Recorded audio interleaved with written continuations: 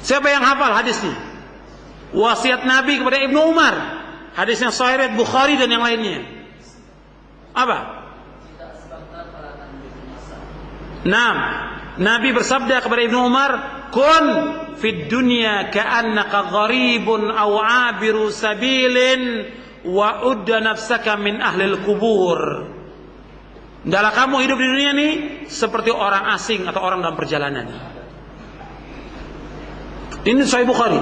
Wa udda nafsaka min al-kubur, dan jadikanlah diri kamu termasuk orang yang pasti akan mati, menjadi penghuni kubur.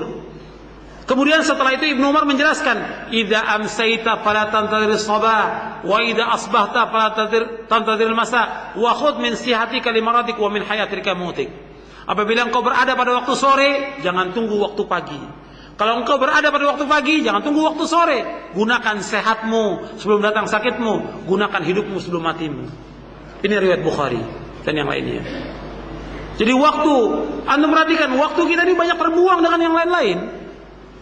Dengan pembicaraan yang sia-sia, dengan membaca yang sia-sia, dengan nonton yang sia-sia, dengan berjalan yang sia-sia, banyak sekali yang sia-sia. Dan seorang mukmin bagaimana? Dia harus memanfaatkan waktunya sebaik-baiknya. Kata Nabi, mukmin yang baik yang bagaimana? Min husni islamil mar'i tarkuhu ma la ya'ni. Kebaikan Islam seorang meninggalkan apa yang tidak bermanfaat. Jadi waktu ini berharga. Makanya kita harus punya jadwal setiap hari. Setiap hari kita baca Quran berapa juz, tafsirnya berapa lembar yang kita baca. Kemudian hadis berapa hadis yang kita baca setiap hari. Kemudian buku-buku apa yang kita baca. Harus ada target. Minimal seorang dai 4 jam baca buku. Minimal seorang dai. Itu saya jelaskan dalam buku saya, Menuntut Ilmu Jalan Menuju Surga. Dalam buku saya, Panduan Menuntut Ilmu, seorang dai minimal 4 jam baca buku. Ini habisnya seorang dai 4 jam baca koran. Nah gimana umatnya baca komik umatnya? Habis waktunya buat baca koran, buat nonton TV. Ketika khutbah bingung apa yang mau disampaikan. Tadi pagi ada clipping koran, udah bacakan koran aja. Nggak ada ilmu, makanya dakwanya hambar, nggak ada isinya. Karena apa? Nggak ada ilmu, nggak ada dasar ilmu. Tahsilul ilmi tidak ada. Makanya ini perlunya waktu. Waktu ini harus kita gunakan.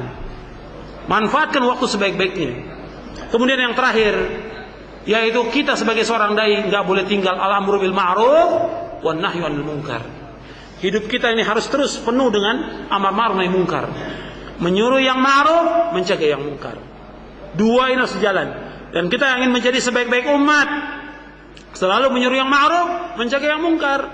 Wa takum minkum ummatun yad'una ilal khair wa ya'muruna bil ma'ruf wa yanhauna 'anil munkar wa ulaika humul muflihun.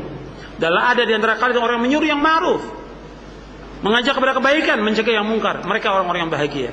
Dan Allah berfirman dalam surah yang sama, Ali Imran ayat 110, "Kuntum khaira ummatin ukhrijat lin-nas ta'muruna bil ma'ruf wa tanhauna 'anil munkar wa tu'minuna billah."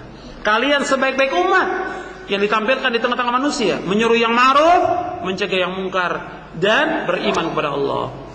Jadi ikhwan fillah, nazakumullah, al-amru bil ma'ruf wa nahy anil munkar tidak boleh berhenti dalam hidup kita. Terus kita dakwakan kepada istri kita, kepada anak kita, kepada keluarga, kepada masyarakat terus. Yang paling penting, yang ma'ruf yang paling ma'ruf tauhid. Kemudian mungkar yang paling mungkar syirik. Yang kedua, ma'ruf yang paling ma'ruf adalah sunnah, menegakkan sunnah. Mungkar yang paling mungkar adalah bid'ah. Kemudian yang ketiga, ma'ruf yang ma'ruf adalah mengajak umat kepada ketaatan, kemudian melarang umat dari perbuatan dosa dan maksiat. Itu yang boleh saya sampaikan. Mudah-mudahan 10 poin yang saya sampaikan untuk bisa menjadi dai yang sukses, dai yang berhasil, bermanfaat untuk saya dan untuk antum sekalian. Mudah-mudahan kita mendapatkan ilmu yang bermanfaat dan diberikan taufik oleh Allah untuk mengamalkannya, dan mudah-mudahan kita ditambahkan hidayah oleh Allah Subhanahu wa taala. Wa sallallahu nabiyana Muhammadin sallallahu alaihi wa ala alihi wasallam. Ada beberapa pertanyaan yang masuk, yang bisa saya jawab, yang tidak wallahu alam bissawab. Hari ini banyak ustadz atau dai yang sebenarnya cukup tahu tentang sunnah, tapi tidak mau menyampaikan karena khawatir tidak dipakai lagi, takut nggak laku.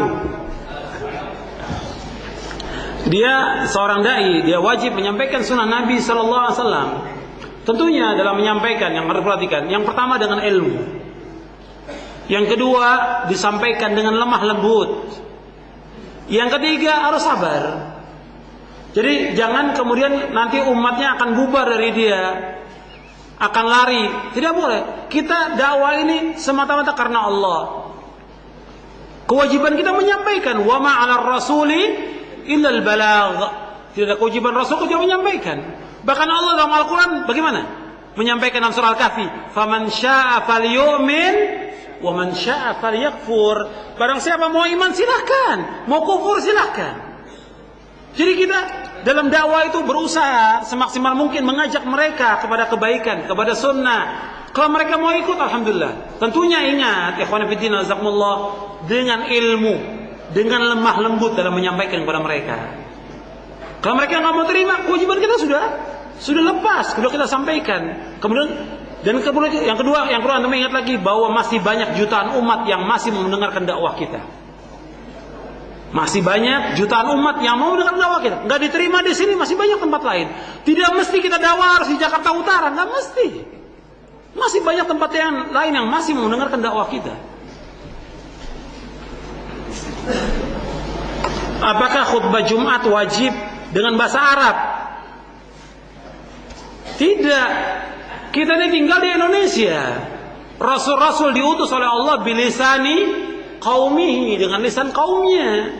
Kalau Nabi menyampaikan dengan bahasa Arab karena umatnya orang Arab.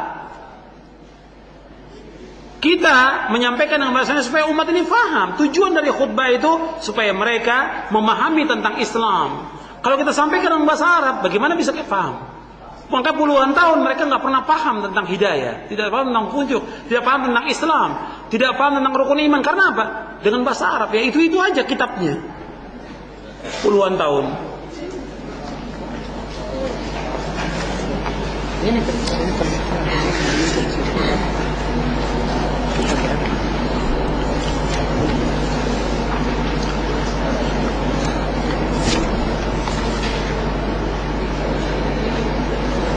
Bagaimana sikap kita kalau melihat dan mendengar ada khatib atau dai yang menyampaikan dakwanya tidak sesuai dengan sunnah? Ya kita melihat kondisinya yang kita harus sampaikan kepada si dai. Gak bisa kita langsung sampaikan itu dakwah kamu salah, sesat. Kita cari waktu yang dia bisa menerima dakwah. Tujuan dari kita memberikan nasihat kepada si dai supaya dia menerima nasihat kita, supaya dia kembali dan supaya bisa meralat apa yang disampaikan.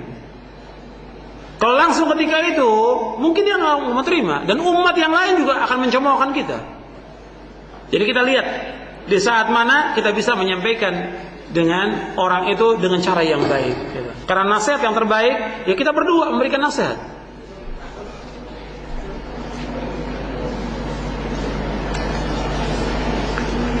Tadi Ustaz menyebutkan tentang bid'ah. Apakah ada bid'ah yang hasanah? Dalam Islam tidak ada bid'ah hasanah. Karena Nabi bersabda, kullu bid'atin dhalalah wa kullu dhalalatin finnar. Setiap bid'ah adalah sesat dan setiap kesesatan tempat neraka. Ini sabda Rasulullah, hadis sahih yang diriwayatkan oleh Imam An-Nasai dalam kitabnya, dalam sunannya dari sahabat Jabir bin Abdullah. Nabi bersabda demikian, setiap bid'ah sesat dan setiap kesesatan tempat neraka. Dan ini sudah dijelaskan oleh Imam Asy-Syatibi dalam kitabnya Al-I'tisam. Nanti bisa antum lihat dalam kitab Al-I'tisam yang membahas tentang masalah bid'ah. Dijelaskan di situ bahwa bid'ah itu tidak ada yang hasanah. 2 jilid kitab yang ditahqiq oleh Syekh Salim bin Al-Hilal, atau yang kedua ada tahqiq yang terbaru lagi, yaitu tahqiq Syekh Masyhur Hasan Salman, 2 jilid juga. Ya. Mengingat kriteria sangatlah sulit, bagaimana kita untuk menjadi dai? Ya kita menjadi dai seperti yang saya sebutkan. Untuk menjadi dai itu harus belajar dulu, thalabul ilmi. Enggak bisa kita tiba-tiba jadi dai. Sekarang ini banyak orang yang sudah dapat predikat LC langsung ceramah. Enggak pakai belajar lagi, pokoknya dapat predikat LC langsung ceramah. Ya bagaimana dia mengajak umat kepada kebenaran? Dia sendiri tidak paham tentang Quran, tidak paham tentang Sunnah. Ya prosesnya lama, sebagaimana para Nabi dan Rasul. Bagaimana Nabi Musa belajar kepada Nabi Khidir, begitu juga para sahabat lama belajarnya. Iya, sampai sini. Ada yang mau tanya langsung silakan.